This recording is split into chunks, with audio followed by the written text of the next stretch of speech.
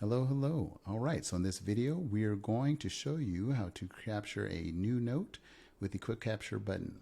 So over here on the left-hand side, you'll see we have the create a project, new task, and now in this video, we're going to make a new note. And when you're thinking about your day-to-day work, and especially working in that creative space, you get messages and feedback and direction from all sorts of places. And so with this dashboard for Notion, you're able to capture and kind of centralize all of those thoughts and ideas. So if you want to create a new note, you can come here and click on the new note button.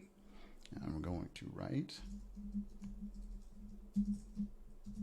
All right, so we have the note there. Now with the notes, you're going to have the option to tie it to existing projects. So we can tie it to that project we made in the first video. You can tie it to related tasks. And so that's a task that we created. If you have key stakeholders, so again, that'd be me, and then DesignOps as a service. And then if you have files or documents, global tags, there's just going to be some filler text in here, and then you can add URLs. So now this is going to be that note. You can click out.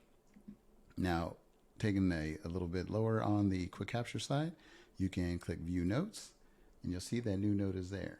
If there are files or documents there, they'd be attached, and then you can also open the note and add additional information, erase stuff, all that good stuff.